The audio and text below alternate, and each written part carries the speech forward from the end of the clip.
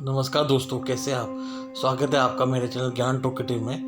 दोस्तों, आज की कहानी का शीर्षक बहुत ही संवेदनशील है। अगर आप कमज़ोर दिल वाले हो तो ये कहानी स्किप कर सकते हो, नहीं तो चलिए मेरे साथ। हाँ, और कहानी शुरू करने से पहले अगर आप मेरे चैनल पे नए हो तो मेरे चैनल ज्ञान टॉकेटिव को सब्सक्राइब कर दीजिए और नोटिफिकेशन आप ज़रूर प्रेस कर दीजिए, ताकि जो भी नया वीडियो है उसका आपको नोटिफिकेशन मिल सके। चलो शुरू करते हैं कहानी। भयानक। सीता एक मामूली घर में पैदा हुई थी।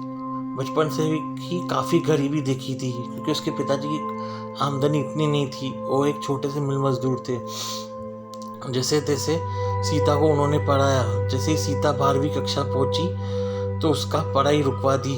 उसने काफ़ी पूछा पिताजी से कि मैं अपना गुजारा खुद करूँगी, यानी कि मैं पढ़ूँगी भी और उसका पढ़ाई का जो भी खर्चा होगा मैं पार्ट टाइम जॉब करके करूँगी, पर मेरी पढ़ाई मत रुकाइए। पर उसके पिताजी एक ना माने। आखिर उनके ज़िद के आगे उनको झुकना ही पड़ा, सीता को झुकना ही पड़ा, क्योंकि वो शांत और किसी को कुछ उल्टा बोलने वाली लड़की नहीं थी। पर दोस्तों, पर कभी कभी अपने हक के लिए आवाज़ उठानी ही पड़ती है। चलो ठीक है, आगे की कहानी बढ़ते हैं। तो उसके पिताजी ने कुछ ही दिनों में सीता के लिए एक लड़का ढूंढा। वो लड़का काफ़ी लालची था, यानी कि उसके पिताजी से दहेज की उसके डिमांड करने लगा। उसके लड़के का नाम था अरुण और उसके पिताजी काफ़ी लालची थे। उनके पिताजी ही लालची नहीं थे अरुण के, उसकी माँ भी लालची थी। पर आखिरकार सीता के पिता को शादी करवानी थी। वो घर पे बेटी कैसे ऐसे ही रखते थे, उनकी ऐसी सोच थी। उन्होंने जो भी अपने बुढ़ापे के लिए पूंजी जमा की थी, सारे की सारी दहेज और सीता के ब्याह में खर्च कर दी। सीता ने काफ़ी समझाया, मेरे लिए इतना मत खर्चा करो, अपने बुढ़ापे के लिए रखो। तो उसके पिताजी ने कहा, अभी भी मेरे 2-3 साल की जॉब है, मैं कुछ ना कुछ मैनेज कर लूँगा। आखिरकार सीता उस लड़के से शादी करके गई। 3-4 महीने तो काफ़ी ठीक से गुजरा। उसके बाद अरुण काफ़ी उसे सताता था छोटी छोटी बातों पे, पैसों के लिए।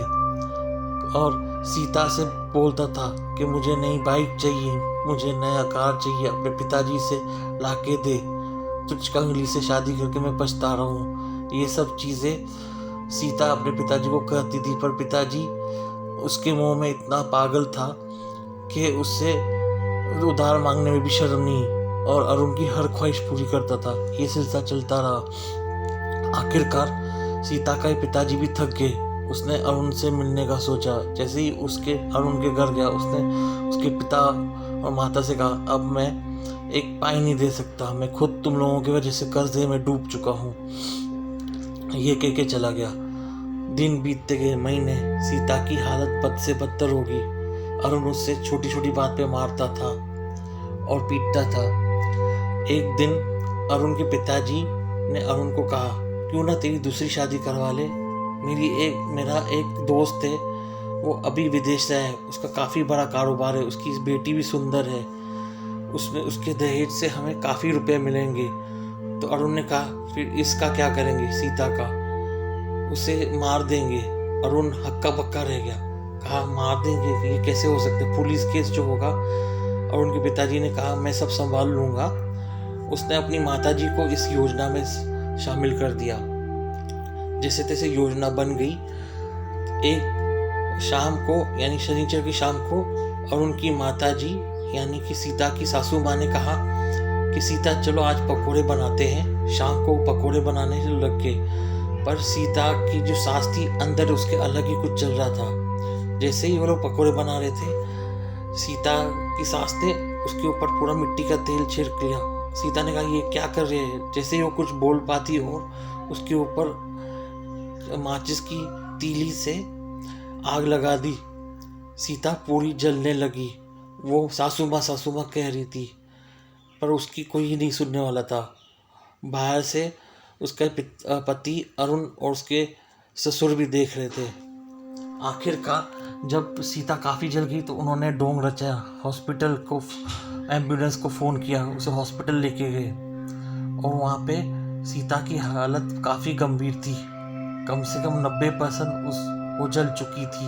वो बोलने की स्थिति में नहीं थी और सीता के पिताजी को भी इत्तला कर दिया गया। और वहाँ पे भी अरुण, उसकी माताजी और उसके पिताजी ढोंग कर रहे थे और उनकी माताजी ने कहा पुलिस को और उसके पिता को कि जब मैं और सीता पकोड़े तल रहे थे तो मेरा जो कासलेट का डब्बा था, मिट्टी के तेल का डब्बा, उसमें थोड़ी छेद थी और सीता तभी साड़ी पहनी हुई थी, तो वो कासलेट के छेद में थोड़ा घासलेट जो मिट्टी के तेल में जो मिट्टी का तेल था उसकी साड़ी में लग गया।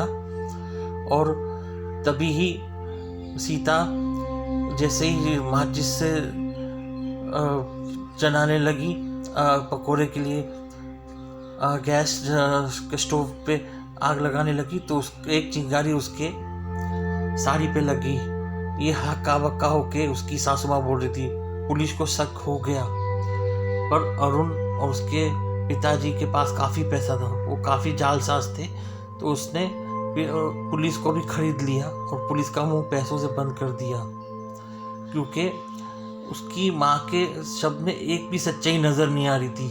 पर आपको पता है इंडिया की क्या स्थिति है, जो पैसे वाले हैं वो कुछ भी कर सकते, किसी को मार भी सकते। आखिरकार उन्होंने पैसे से पुलिस का मुंह बंद कर दिया। पर ये सब उसके पिताजी को पता था। पिताजी का खूब रोए।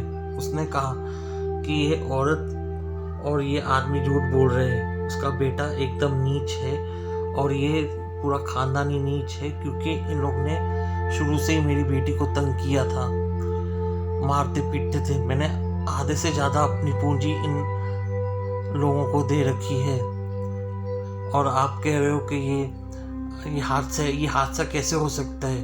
मेरी बेटी खाना बनाना जानती थी और ये औरत, लालची औरत कह रही है कि उस मिट्टी के तेल के डब्बे में छेद, और ये छोटे से छेद में उसको मालूम नहीं होगा। पुलिस को भी सब पता था, पर पुलिस बिकी हुई थी। उसने सीता के पिता की एक ना सुनी। सीता के पिताजी ने कहा मैं बड़े कोर्ट पे अर्जी लगाऊंगा अगर मेरी सुनवाई नहीं हुई। सीता के पिताजी के पास थोड़े और पैसे थे, उसने सारे पैसे कोर्ट के चक्कर में लगा लिए। इसमें भी सीता के पिता के सारे पैसे खर्च हो गए। आखिरकार सीता का पिता हार गया। केस की जो सुनवाई हुई वो सीता के सास और ससुर के फेवर में हुई और अरुण बाइज्जत बरी हो गया। पर सीता के पिता कुछ ना कर सके। दोस्तों, इसी पे ये कहानी ख़त्म होती है। और दोस्तों, और एक बात बताना चाहूँगा, ये जो कहानी थी ये एक सत्य घटना पे थी जो मेरे दोस्त ने बताई थी, उसके हाल ही जो पड़ोस में हुई थी। पर मैं ये सब किरदारों का नाम और जगह मैंने आप लोगों को नहीं बताई है, क्योंकि मैं किसी की प्राइवेसी को इस तरह शेयर नहीं करना चाहता। पर ये कहानी आप तक पहुंचनी बहुत ही ज़रूरी थी।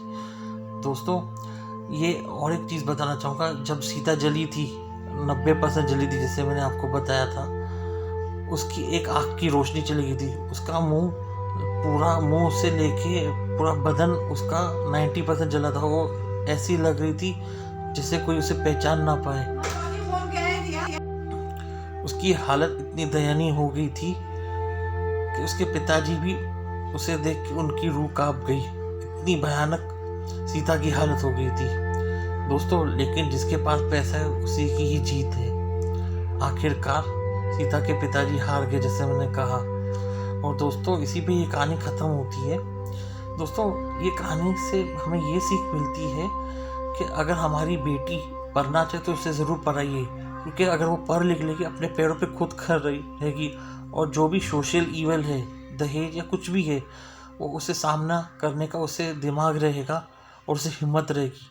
अगर आप अपनी बेटी को पढ़ाओगे ही नहीं, उसे इतना सक्षम बनाओगे ही नहीं, तो हमेशा दबती रहेगी। बेटी क्यों, बेटे दोनों को एक जैसे समझना चाहिए। दोनों को आप खूब पढ़ाओ। अगर आप गरीब भी हो, आप एटलीस्ट कहाँ से पैसा लेके अपने बच्चों पे ये इन्वेस्टमेंट करो, ताकि वो किसी जुल्म के आगे दब ना सके। दोस्तों, अगर आपको मेरी ये कहानी भयानक पसंद आई हो तो मेरे चैनल को लाइक, शेयर और सब्सक्राइब ज़रूर करना। और कहानी सुनने के लिए धन्यवाद।